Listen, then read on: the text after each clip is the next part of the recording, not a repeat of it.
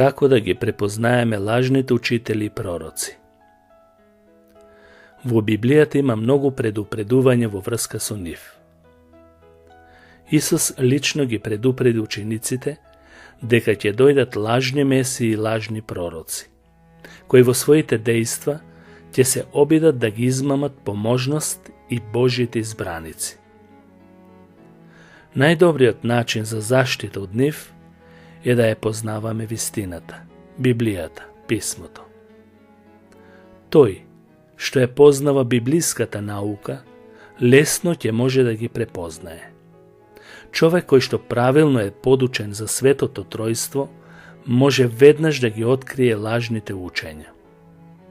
И првиот чекор е да се проучува Библијата и да се испитува секое учење врз основа на она што е запишано во неа. Исус рече: по плодовите ќе ги познаете. Кога бараме плод, има 3 и повеќе специфичности со кои можеме да одредиме или да знаеме точно за какво учење станува збор.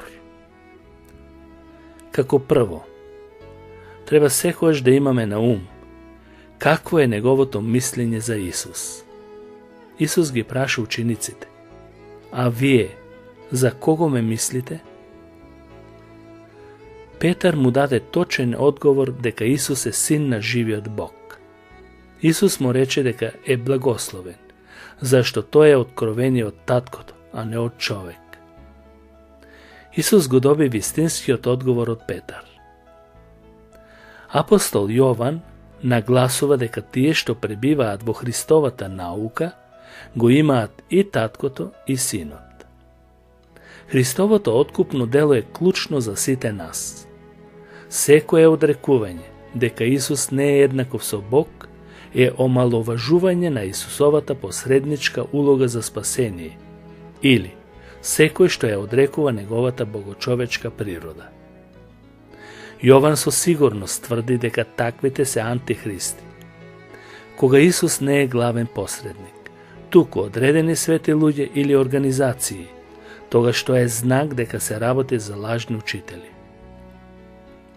Пример, колку луѓе се заведени со тоа што ги ставаат светците како посредници за опростување на гревови, за плодност, за бериќет, за заштита од зло, за секакви нешта.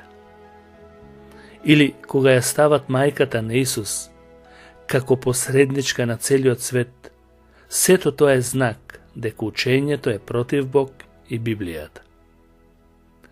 Второ, дали тој учител проповеда Евангелие? Според Библијата или Писмото, Евангелието се дефинира како добра или радосна вест за Исусовата смрт, погребение и воскресение.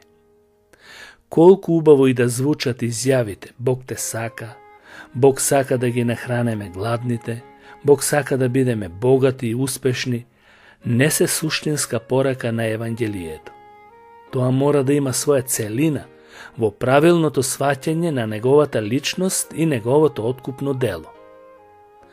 Павле ги предупреди галатјаните да не подлегнуваат на оние што не го прифаќаат Исус во целост и неговото целосно спасение.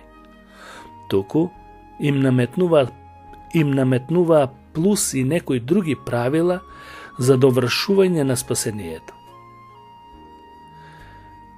Некои се прикриваат дека проповедаат вистина преку некои хумани дела, а учењето не им се усогласува со Библијата.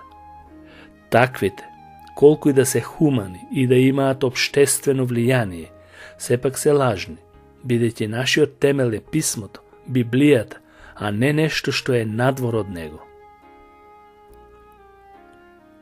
Трето, дали тој учител ги одразува карактерните квалитети за прославување на Господ? Јуда, односно апостол Јуда, ги споредува дека се предадени на користолюбивост и наликуваат на Ваалам. Тие се препознатливи и по својата горделивост, надуеност, вообразеност. Истиот апостол ги споредува дека се од лозата на Каин во одбивањето да се спроведе Божиот план. И на крајот, дека се како Кореевото бунтовничко потомство, кое сакаше да го омаловажи Мојсей, Божиот слуга. Лажните учители за вистинските велат дека се лажни. Тоа им е основна тактика, како да се бранат од вистинските учители на Евангелието. Тие во сите средби со луѓето ја нагласуваат пред се својата организација, мајка, црква за спасение, и се повикуваат на бројки, на активности и на секако вид успешност. Христос не им е во прв план и многу малку се зборуваат за него. Четврто, лажните учители и учења не ги признаваат историските збиднувања на црквата. Тие се повикуваат на моментални откровенија и не сакаат да знаат за минатото на црквата и нивната наука пренесувана од поколение на поколение. Тие уживаат во нови откровенија, кои се интересни за луѓето, да им ги скокоткаат ушите. Им кажуваат приказни надвор од Библијата, како што вели Павле, се впуштаат во тоа што не го виделе и изборуваат за откровение на ангели. Тоа е запишено во Колосјаните. Лажните учители и учења се препознаваат кога ја познаваш вистината. Се додека не ја познаваш вистината, суштински ќе трчаш по секакви и сите ќе те лажат со погрешни науки од луѓе измислени. Лажните учители, бидејќи извежбани да мамат, можат лесно да ти го свртат умот и да те насочат во погрешен правец.